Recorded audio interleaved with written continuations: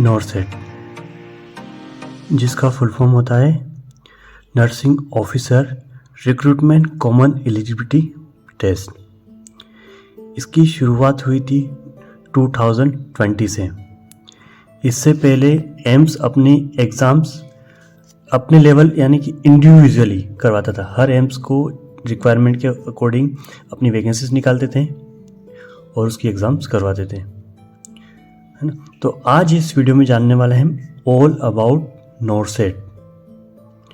NORCET की number of vacancies कितनी होती है, एलिजिबिलिटी क्राइटेरियाज कितना होता है, एग्ज़ाम्स कब होते हैं, कितने एग्ज़ाम्स होते हैं और इंडिया में कितने एम्स है, किस किस ने कितनी वैकेंसी दी है और अभी तक कितने एम्स हुए थे। टोटल एम्स नॉरसेट की हिस्ट्री आज हम इस वीडियो में जानने वाले हैं, है ना। तो आज हम इस वीडियो में पूरा बात करेंगे, सिलेबस की बात करेंगे, नेगेटिव मार्किंग की बात करेंगे, ठीक है। अभी तक कितने एग्ज़ाम्स हुए और कितने एम्स ने कितनी कितनी वैकेंसी दी है, आज हम इस पूरे वीडियो में बताने वाला हूँ। मेरे साथ इस वीडियो में बने रहिए अंत तक। चलिए हम शुरू करते हैं। तो नॉरसेट की फर्स्ट शुरुआत होती है 5 अगस्त 2020 में। जब इसका नोटिफिकेशन रिलीज़ होता है तो उस टाइम पता चलता है कि नॉरसेट एक कॉमन एलिजिबिलिटी एग्ज़ाम्स है जो कि अब सारे एम्स अपनी वैकेंसीज नॉरसेट के थ्रू लेंगे। इसका नोटिफिकेशन रिलीज़ हुआ। फिर इसमें असेंशियल क्वालिफिकेशन की जैसे की बात करते हैं, एलिजिबिलिटी क्राइटेरिया से BSc nursing Indian nursing counselling से होने चाहिए या रिकॉग्नाइज स्टेट या इससे रजिस्टर्ड होने चाहिए। जीएनएम कैंडिडेट के लिए 50 बेडेड हॉस्पिटल मिनिमम चाहिए 2 इयर्स का। तो जीएनएम के लिए एलिजिबिलिटी क्राइटेरिया हो गया कि अगर पोस्ट बीएससी कर लिया तो वो एग्ज़ाम दे सकता है विदाउट एक्सपीरियंस, और जीएनएम है ओनली तो आपको 50 बेडेड हॉस्पिटल का 2 साल का एक्सपीरियंस जरूरी है, तब जाके आप नॉरसेट के लिए एग्ज़ाम दे पाओगे। ये हमारा हो गया एलिजिबिलिटी क्राइटेरिया नॉरसेट के लिए। अब नॉरसेट में जैसे कि जब उसका फर्स्ट रिलीज़ हुआ था नोटिफिकेशन, तब उसमें साफ साफ मेंशन था 80-20। 80% सीट्स रिजर्व थी फीमेल कैंडिडेट के लिए and 20% seats for only mails, है ना। जिसकी CIB की जो मीटिंग हुई थी 27 जुलाई 2019 को हुई थी, तो उसमें यह डिसीजन लिया हो गया था और उसके बाद से 80-20 लागू हो गया, जो कि बॉयज़ के लिए ओनली 20% सीट्स ही है। अब बात करते हैं हम इसके सिलेबस की, है ना। क्या सिलेबस रहता है इसमें, कितना वेटेज रहता है। तो टोटल 3 आवर्स मिलते हैं, है ना, 180 मिनट्स मिलते हैं और 200 MCQ मिलते हैं आपको, है ना। तो 180 मिनट्स में आपको 200 MCQ सोल्व करना होते हैं, जिसमें से आपको 180 क्वेश्चंस आपको आपके सिलेबस यानी कि नर्सिंग सब्जेक्ट्स के मिलेंगे, जो फर्स्ट ईयर से लेके 4th ईयर के जो सब्जेक्ट्स है उनके मिलेंगे 180 क्वेश्चंस, और 20 MCQs जो होते हैं जनरल नॉलेज, एप्टीट्यूड, और ये हो जाएगी ना रीजनिंग, जीके, ये सारी चीज़ें मैथ्स वगैरह इसमें इंक्लूड हो जाएगी। और इनके लिए 1/3 माइनस मार्किंग रहती है, ठीक है। 3 क्वेश्चन पे आपका एक सही क्वेश्चन गलत हो जाएगा, मतलब 1 नंबर कट हो जाएगा। और इसमें क्वालिफिकेशन भी रखी थी, जैसे कि UR EWS, और इनके लिए 50% मिनिमम आपको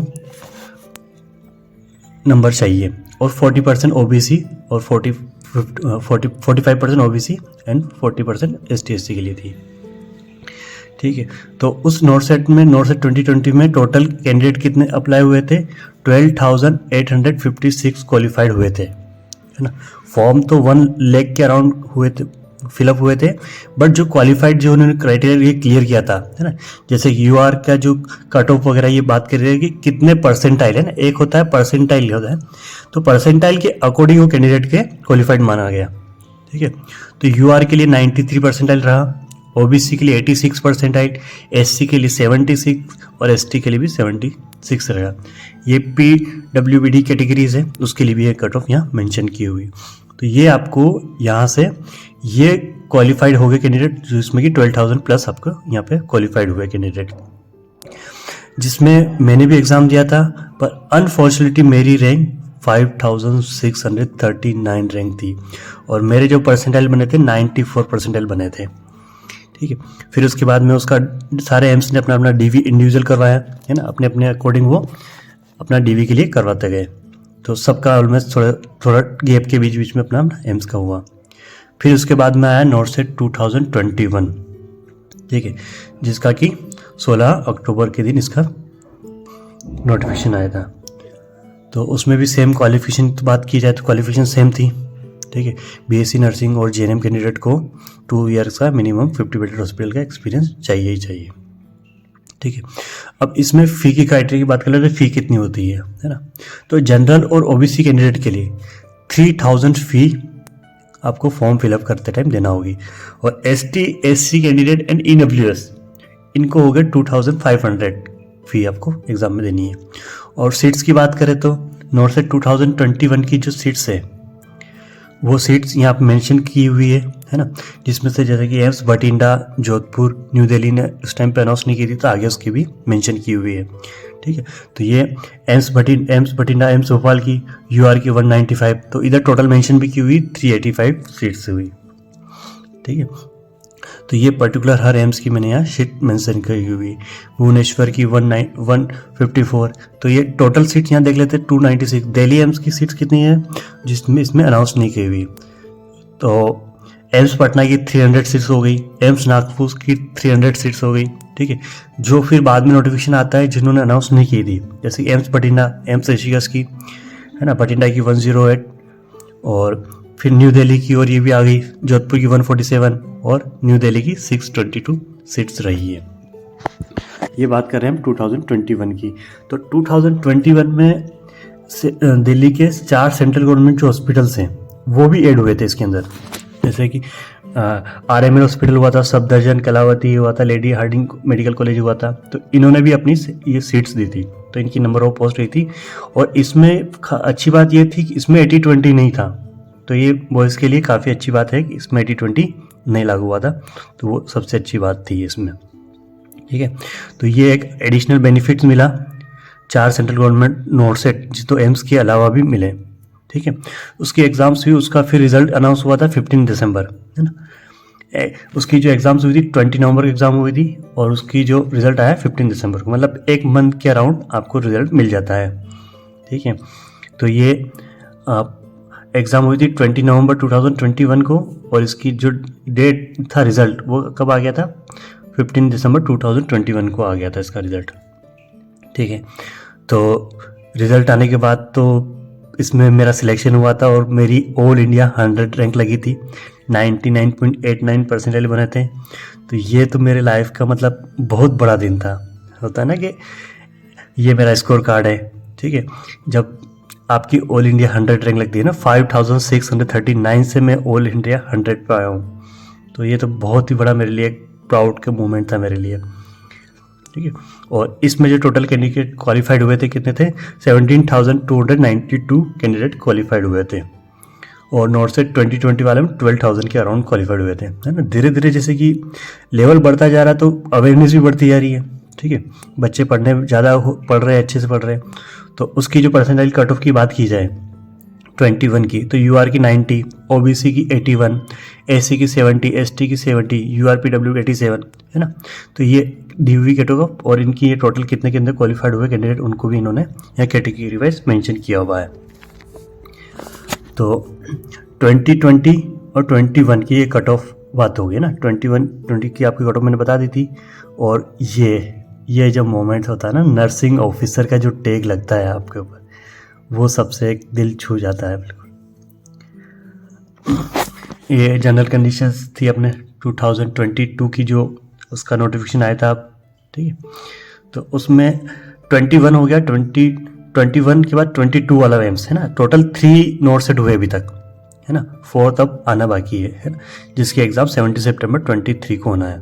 ठीक है, उसकी सीट्स की बात करें 2022 की, तो यह सीट का क्राइटेरिया मेंशन किया हुआ है।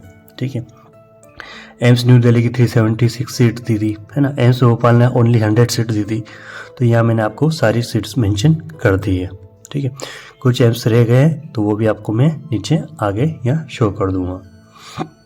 तो ये हमारी यहाँ की टोटल सीट्स होगी। तो टोटल अगर की बात की जाए कि टोटल 2020 में कितनी सीट्स थी, तो टोटल 3733 एम्स की सीट थी, और इसमें भी 4 सेंट्रल गवर्नमेंट के हॉस्पिटल मिले थे।